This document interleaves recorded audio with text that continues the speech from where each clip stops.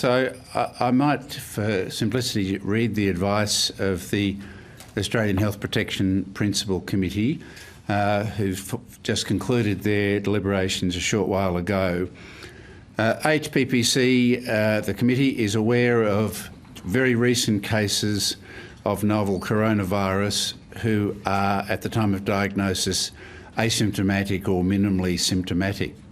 And we're also aware of one fairly convincing case of probable transmission from a pre-symptomatic case to other people 2 days prior to the onset of symptoms, and that's the German case that we talked about this morning. These data are very limited and preliminary. And AHPPC still believes that most infections are transmitted by people who have symptomatic disease, and that is a very important statement. However, HPPC believes that we should take a highly precautionary approach and is making the following new recommendations. Contacts of any confirmed novel coronavirus cases now must be isolated in their home for 14 days following exposure. Return travellers who have been in the Hubei province of China must also be isolated in their home for 14 days after leaving Hubei province, other than, of course, seeking medical care. Given the substantially lower number of cases in China reported outside of Hubei province, we do not currently recommend self-isolation for travellers from other parts of China or from other countries. We are, however, closely monitoring the development of cases outside of the Hubei province and will update this advice if necessary. Given the lower number of cases in China reported AHPPC recognises that the evidence for pre-symptomatic transmission is currently very limited,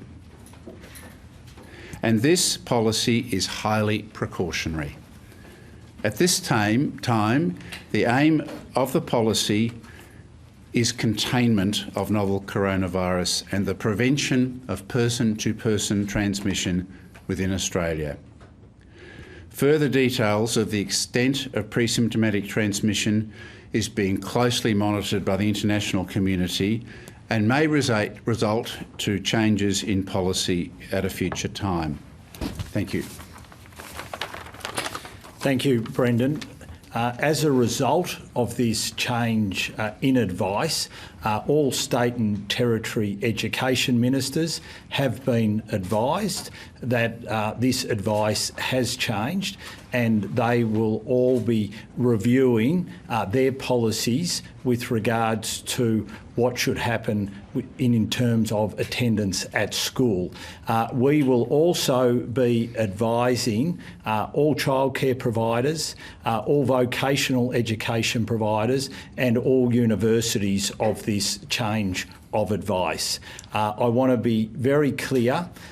We have made it absolutely abundantly clear that any change in the advice we would notify both education ministers and all other education providers immediately.